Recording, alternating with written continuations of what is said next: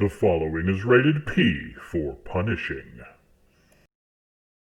Greetings, ladies and gentlemen, bards and rogues, paladins and clerics, wizards and warlocks, fighters and barbarians, sorcerers and monks, and whatever other classy titles you prefer.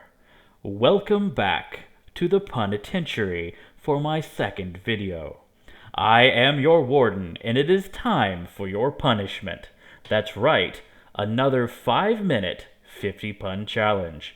So get out your dice, prepare your spells, and thank your DM because it's time for some Dungeons and Dragons puns. I'm not even trolling. I may be a mere D&D playing white boy with a magic missile that seems to get countered way too often. But when someone doubts my skill with puns, they cantrip themselves up and fall victim to my punishing strike. What can I say?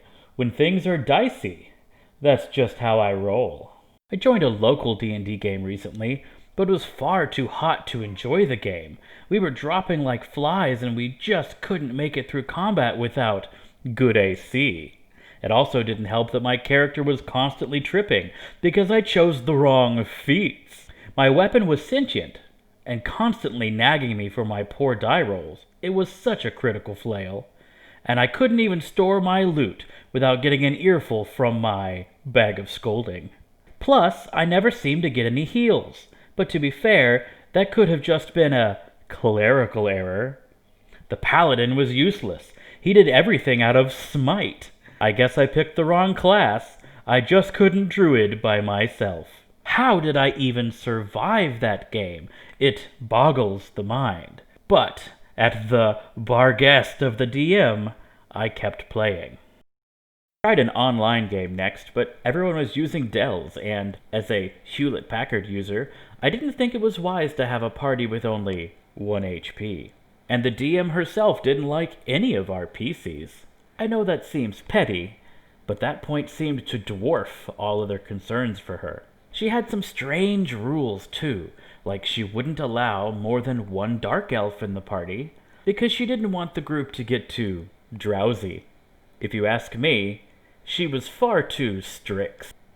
Although I did enjoy the encounter with the lopsided oak full of celestial humanoids, it was a beautiful example of asymmetry. There was also the time we ran into that dim-witted backward dwarf. He was a total fraud. And we didn't poop right for a week after we visited that feline village and sampled their ultra-spicy tabaxi sauce. That night hit the shortest member of our party the hardest. He was awfully gnome-sick. Turns out Constitution was literally his dump stat. We had to spend a lot of gold on potions because, on top of everything else, our wizard got a staph infection. There was also a fun festival where a bunch of humans put on pointy ears and sang soulful ballads all night. I really loved those elvish impersonators. My joy was short-lived, though, because in the next session, an evil necromancer turned me into an undead. I was totally aghast.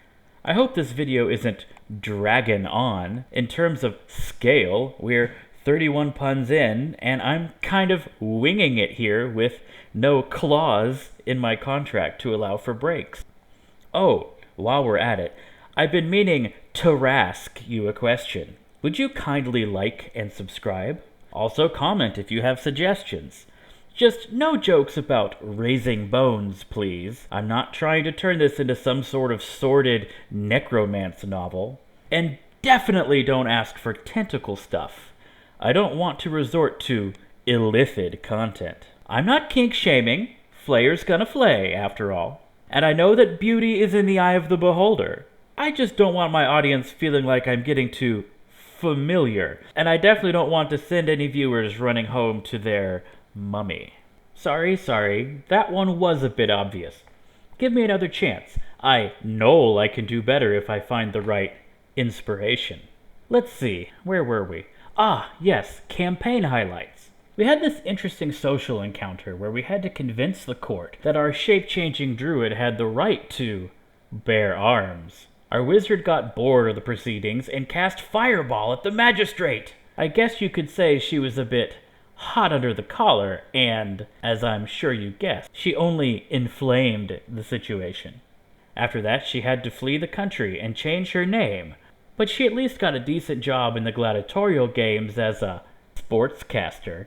Whatever you do, don't ask the bard for his account of the incident. He is a total liar. He only joined the mission for the loot, and he never helped with restraining the villains we captured. He was a real no-holds-barred. And there you have it, ladies and gentlemen, 50 D&D puns. I hope my humor brought you a little bit of joy today. I want to take a moment to sincerely thank my viewers for joining me. There could be a great deal of growing pains for a new YouTube channel, but I am committed to improving my skills and growing this channel. I would be thrilled if you show your support through some combination of liking, commenting, and subscribing. The road to 1,000 subscribers and 4,000 watch hours is long, but with your help, it can be a little bit shorter. You are hereby released on parole from the PUNitentiary. Until next it comes time for your punishment, be well, be kind, and be happy.